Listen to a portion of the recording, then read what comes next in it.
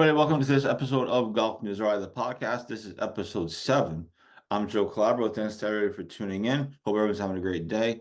You can catch all previous episodes on golfnewsride.com or just look them up on YouTube if that works better for you. But we have interviews with Charlie Blanchard, Michael Edwards, Lee Kang, Larry LaFauci, and so yeah, all that stuff is on golfnewsride.com.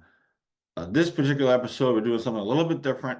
Obviously, in rebranding this podcast, the goal has been to get guests and do interviews and all those things, and that is still the goal. But we also want to leave some room for analysis, not necessarily by me, but just in general. And so what we're going to do on this episode is two things. One, we're going to give you a sneak peek at the Golf News RI survey. So we're going to go over 3 questions and show you some of the results so far. The survey is still up. You can still do it. We want to get more people doing it. But we have a decent number right now. And so we're going to give you a sneak peek at some of the questions, show you some of the data that we're getting. We're not going to give away the whole survey, but we're doing 3 questions so you can see what kind of data we got. And then Mike Hamilton is going to join the show, and he's going to talk about he's going to preview the Gasparilla Invitational, which is next week down in Florida. He isn't playing; he withdrew. But there's 3 Rhode Islanders in the field, including Bobby Leopold, Larry LaFauci, and Tyler Cook. And so he's going to preview the Gasparilla, give some insight, talk about why the tournament is such a big deal, and so on and so forth. So he's going to give us some great analysis. Perhaps we'll ask him about the U.S. Four Ball, which is coming up in a few months. So that's going to be there as well. So a bit of a different episode, some analysis, some insight, and that's also what we're looking to provide here on golfnewsri.com, as opposed to just interviews every single show, which is great. It's fun, believe me. But we also want to do some other stuff as well. So with that said, let's get to it. So we released the survey in January. It's now middle of February or so it's been about a month, give or take.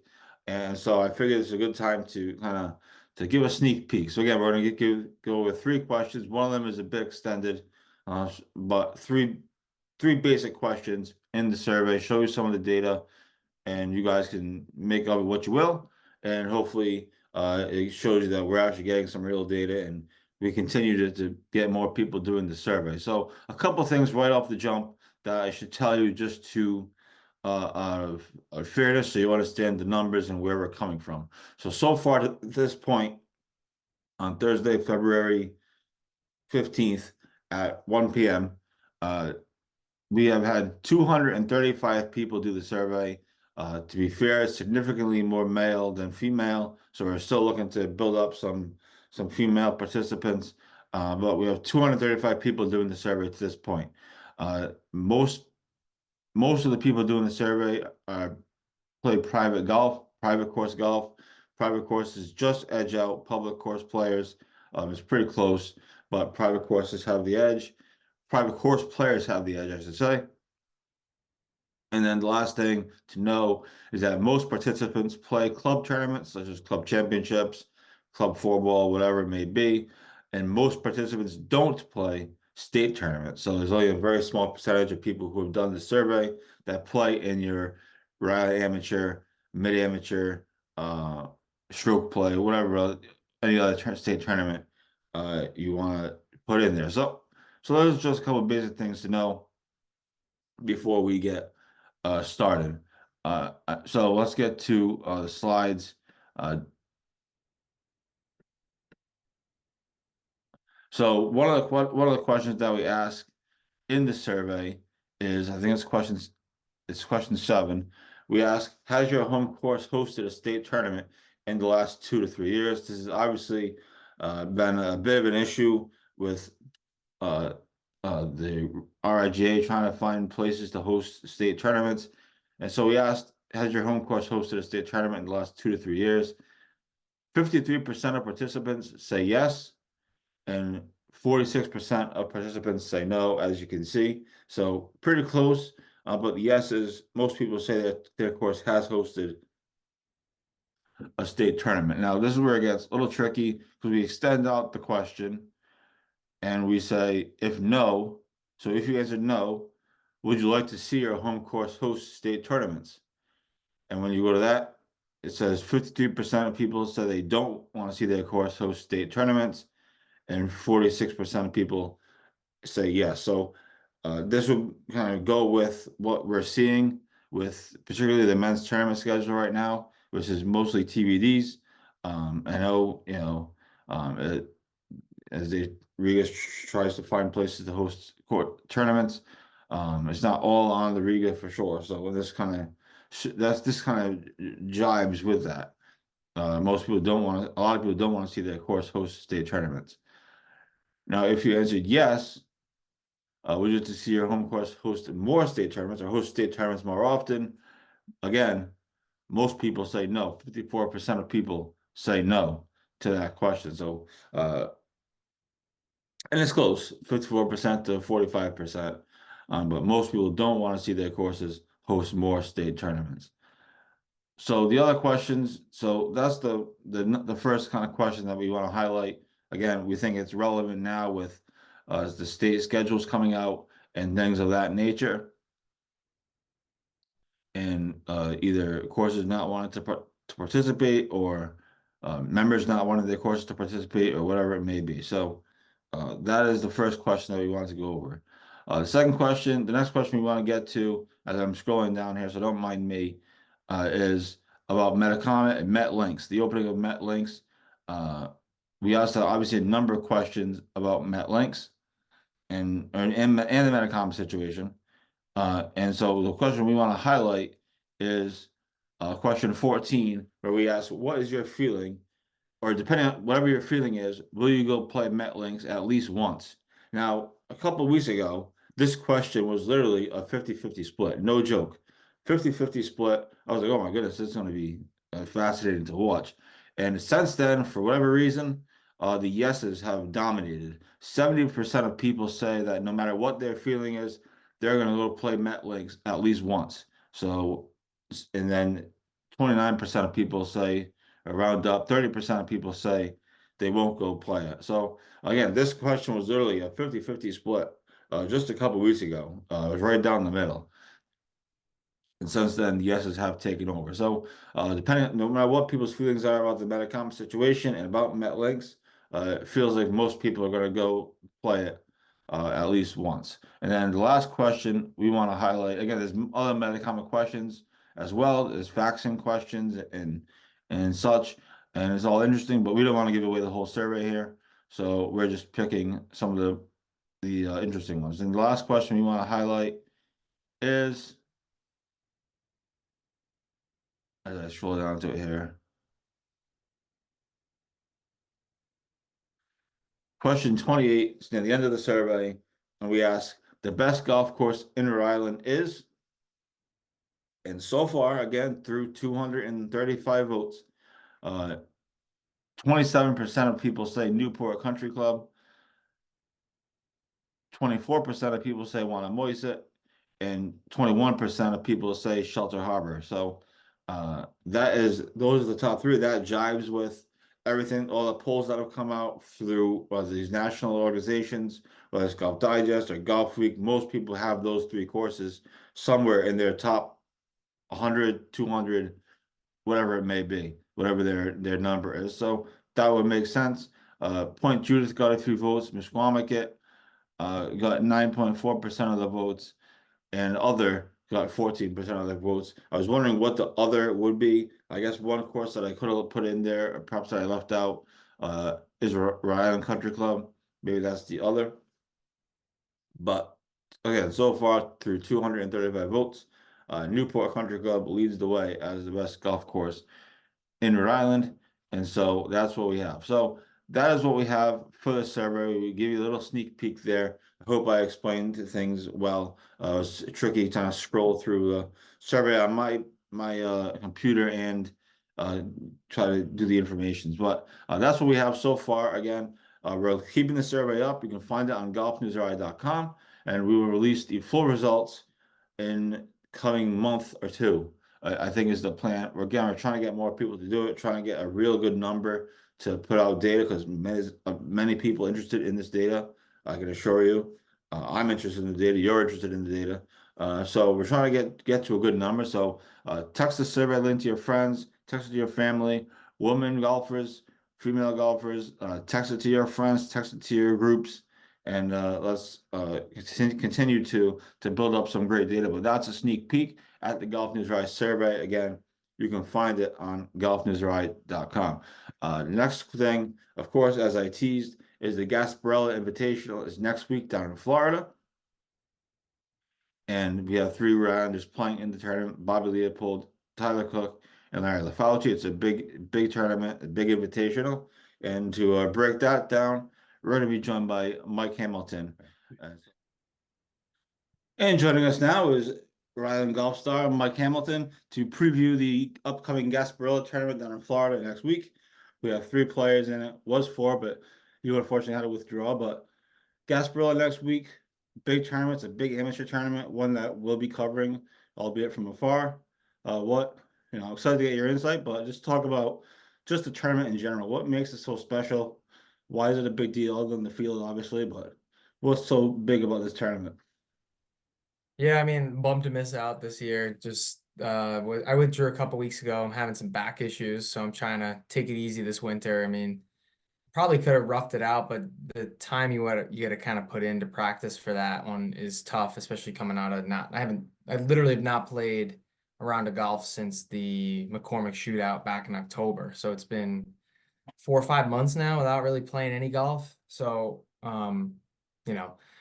But in terms of that tournament, I mean, the field is great. I mean, it's got basically the top, I would say, 100 or so mid-ams in the country.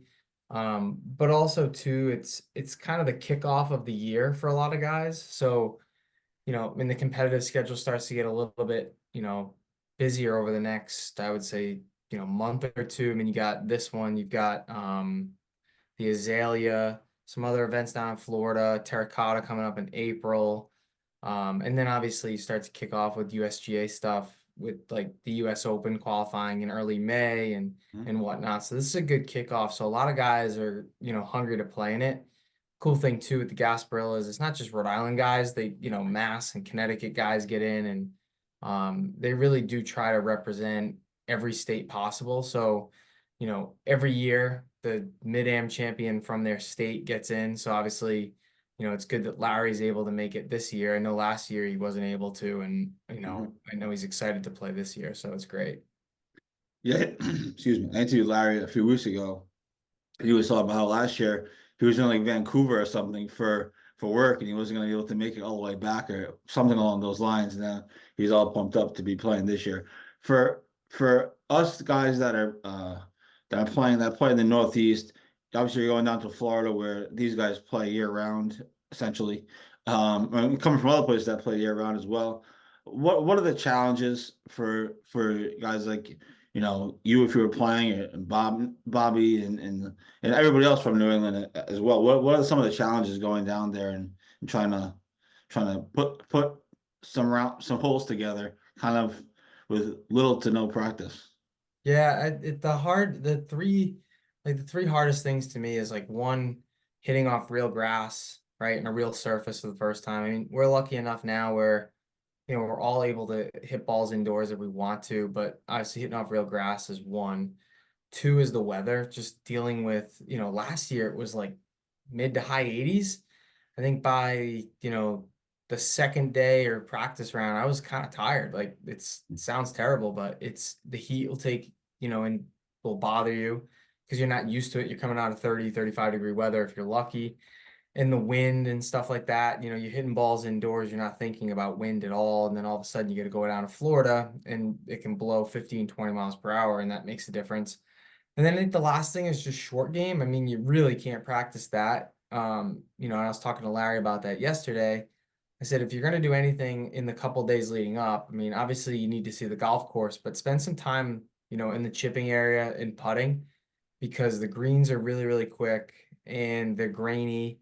So there's some things that you don't see up here, even if you were in good shape to play golf right now. But obviously, having not played anything outdoors, it's really tricky, hitting off surfaces that you're not used to on top of everything. So I think those are probably the hardest things about it. And, you haven't played a competitive round of golf in 4 or 5 months, like the nerves will get to you a little bit.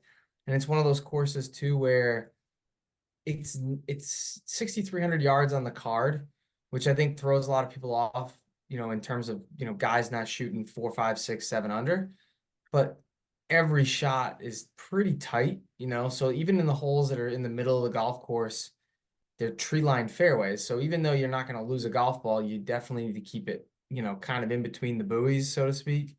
So that part of it too, getting the nerves out and, trusting what you've been doing is really tough too. Talk about the course a little bit. It's called, I'm going to pronounce it wrong, Palmacia Golf You and got it Country right. Club. Palmacia. Yep. Oh, okay, it was close. Just talk about the course a little bit. I know you hinted at it just now, but difficult holes, the challenges of the course. Again, I know you just hinted at it a little bit, but just for people that don't know anything about it, what's the course like? Yeah, I mean, it's so unique in the sense that it's it's got every Donald Ross um signature you could think of. Almost every green is a turtle back, meaning it runs off on all four sides. The bunkers are very, very well placed. I mean, to the point where some of them just, run right into the greens themselves.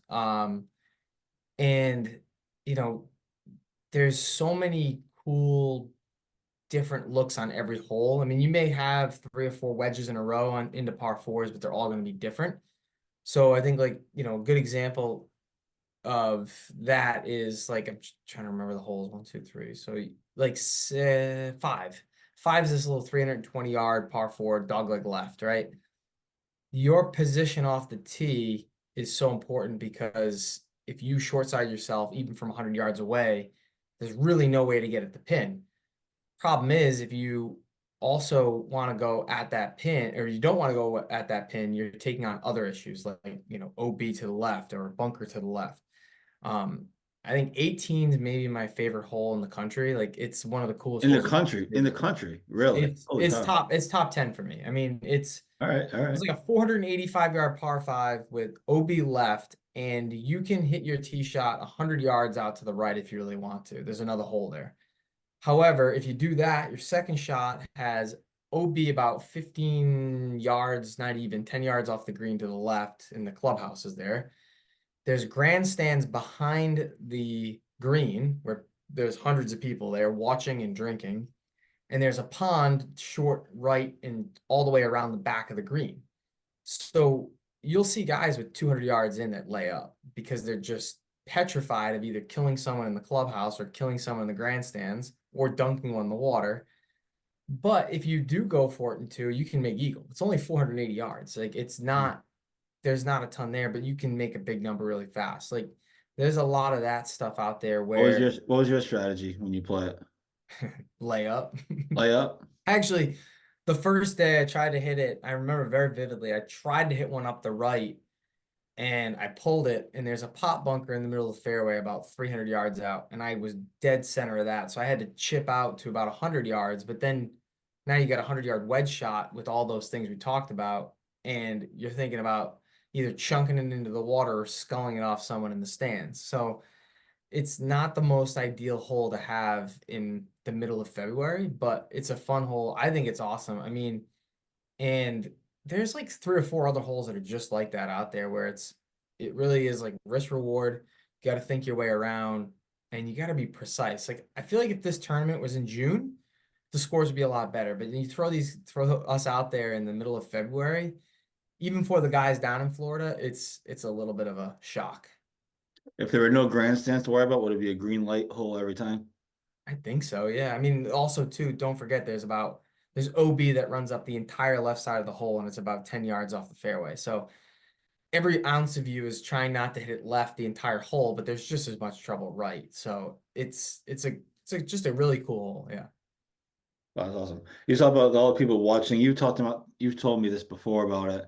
That's kind of like a party atmosphere. Party is maybe a strong word. No, it's a party. It's a legit It's party. party atmosphere. So I mean, that's like, is that like Waste Management Phoenix Open, like to the on minor league level, the Yeah. Management Phoenix Open? Yeah, What is that like to be?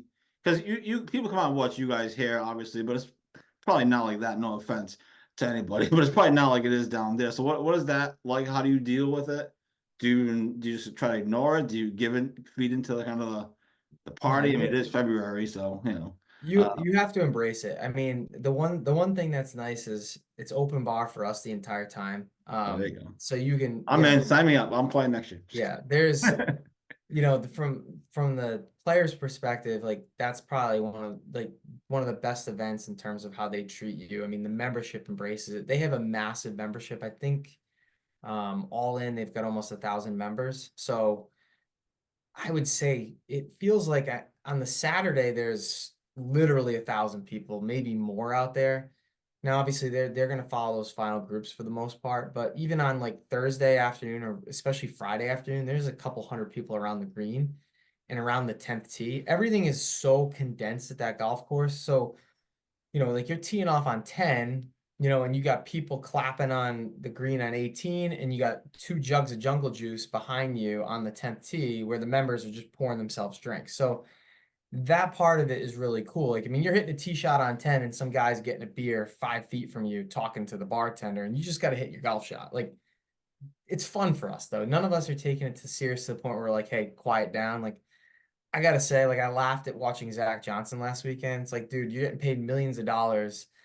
Deal with it. If you don't want to deal with it, don't play the event, and it's the same thing for us. Like, if anyone is going to complain, they will never be invited back to the Gasparilla again.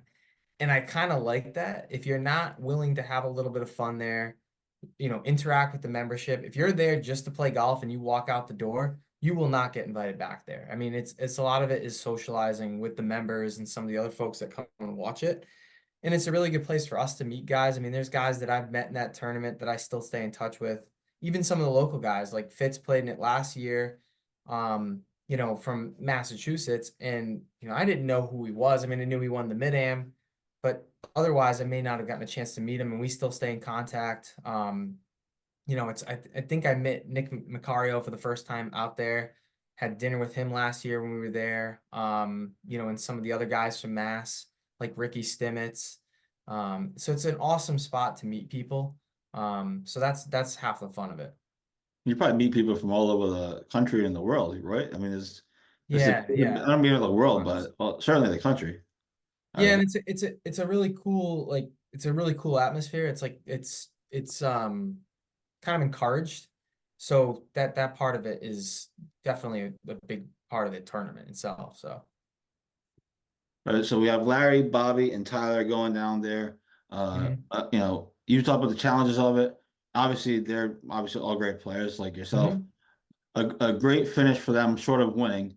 A great finish would be what? Are they like to top 20, like a good finish?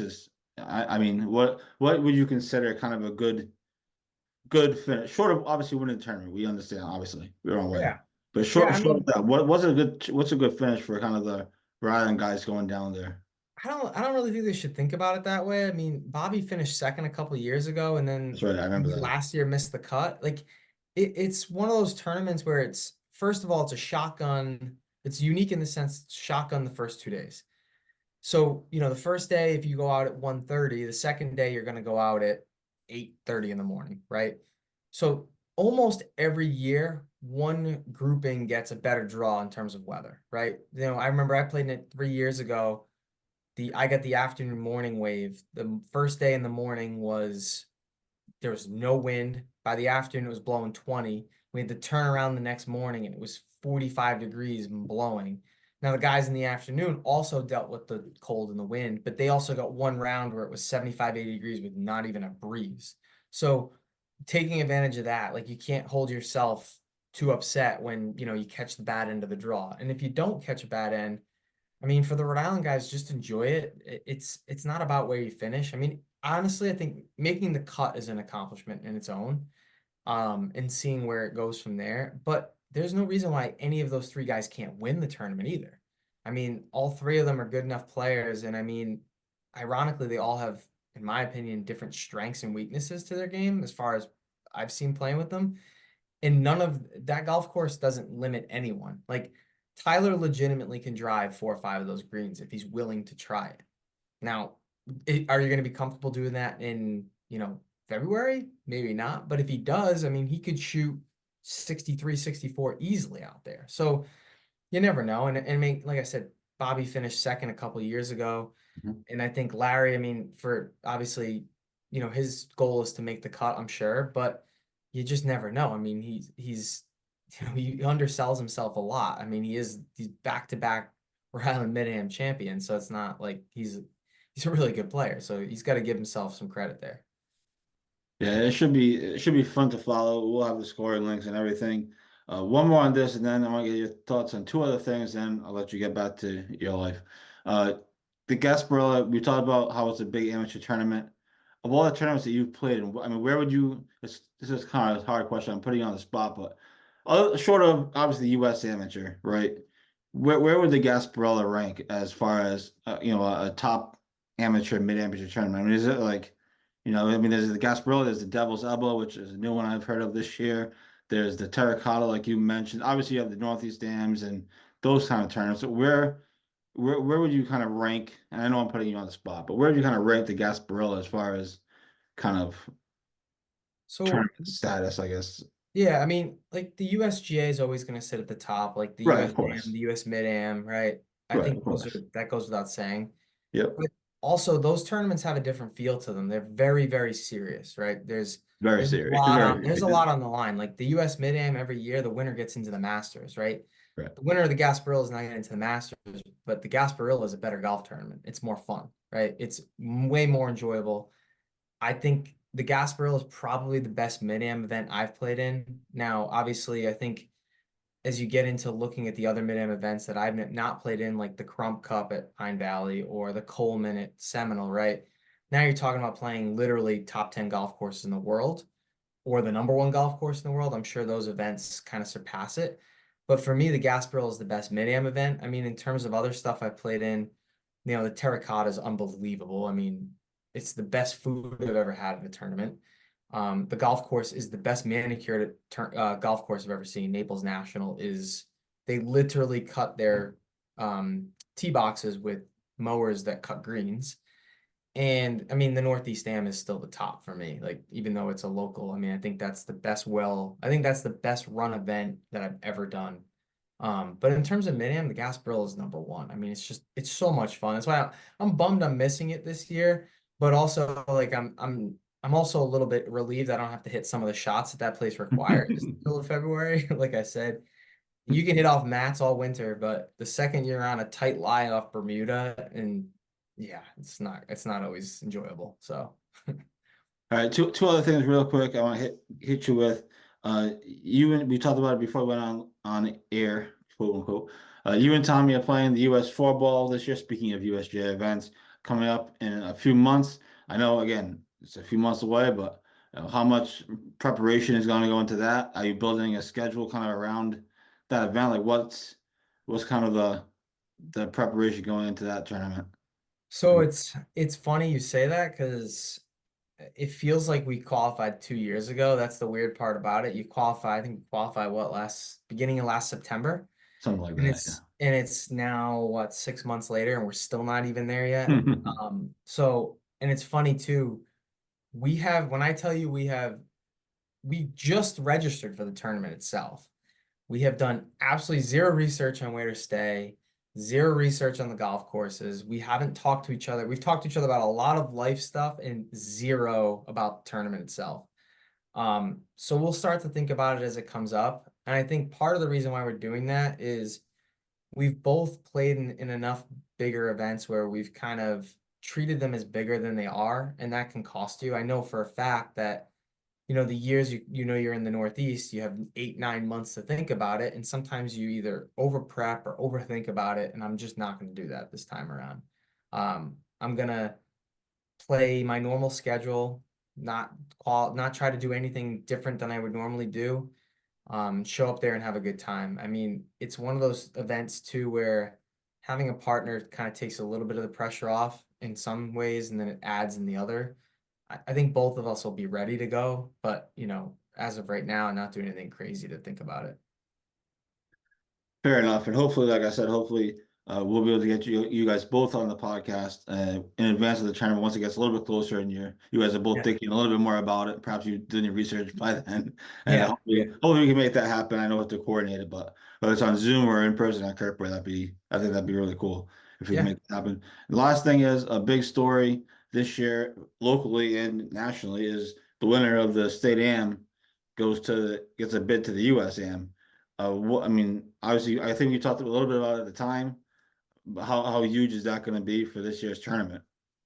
I mean, first of all, got to give a shout out to RIGA. Those guys really fought hard for this. I don't think people realize that the golf associations and the heads of the golf associations, guys like Bob Ward and Jesse from Mass, those guys actually are the ones that helped kind of fight the fight for the against the USGA. Um, I personally think it's the best thing the USGA has done in a really long time because you could make the argument that the winner of the New Hampshire Am or the Vermont Am or the Rhode Island Am or whatever isn't a good enough player to compete at that level. I mean, listen, I played in the USAM and I finished dead last. I mean, there's a lot of great players there. However, I do think if you want to call it a USAM, you've got to be able to represent as many places as you possibly can throughout the country. And I think the USGA is more than able to do so. And it's not gonna change how hard of an event that is to win or how good of an event it is. I mean, you're seeing the guys now that were AMs, with Dunlap winning literally on the tour a couple weeks ago, Surratt going over. Hmm. All of those top college guys would have been playing in the USAM this year, and a bunch of other ones will still.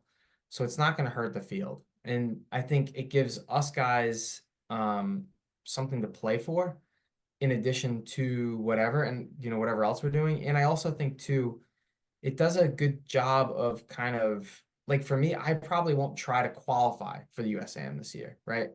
Wait, because of the changes they made. Um, so the only way I'm gonna play in the USAM is to win the state am this year, right? So that's a really cool thing. And I think, there were some folks that were concerned about players, going to play multiple state ams or fly up to certain places. That's just not going to happen. It's not realistic. The state ams are all pretty condensed, and they'll have to be even more condensed now because obviously you need the winner in advance of the actual tournament, or you're not going to have time to get there. So that type of talk, in my opinion, is not really relevant here. I think the best player in each state should have an opportunity to represent themselves in the USAM, and I think it's an awesome thing. So I'm hoping they keep doing that for other types of USGA events. I know they've hinted at it, so we'll see what happens. But I think it's so cool, and I think what's really neat too is it gives each state association the ability to kind of back their guy, so to speak. So I think it'll be a lot of fun for whoever does end up winning the state am this year to go out there and do it. Certainly add to the pressure of the tournament too. The local amateur. Now these guys are playing for. Obviously, you're always playing for. You all want to win, but now you're playing for kind of a berth in some a massive event that Yeah. you catch fire. You could change your. I don't want to say change your life, but certainly give you a hell of an experience. Yeah, and I mean, it's really cool too for the smaller states that have had repeat winners. Like, I mean, Bobby's won now 4, right? So, you know, it gives him incentive to win 5. I'm sure he already had incentive, but he's obviously his entire life kind of changed with his performances in the USAM, right? So, I mean, I'm sure he'd be the first one to tell you his best chance to qualify now for USAM is to win a state am. He's won it 4 times. Like, and it gives him incentive to keep doing it over and over, which is really cool because there's going to be there's always friendly competition in Rhode Island, but I think it'll kind of add to it this year. So it's exciting. Awesome. Well, listen, I appreciate your time. Thank you so much. Always fun chatting with you, and I'm sure we'll talk to you. Hoping to talk to you down the road once the U.S. football gets closer, and Lord knows whatever other events are going on. So thanks so much for taking a few minutes and talking to me, Mike. Yeah, thanks a lot, Joe. All right, that's Mike Hamilton. We'll be right back on Golf News Right, the podcast.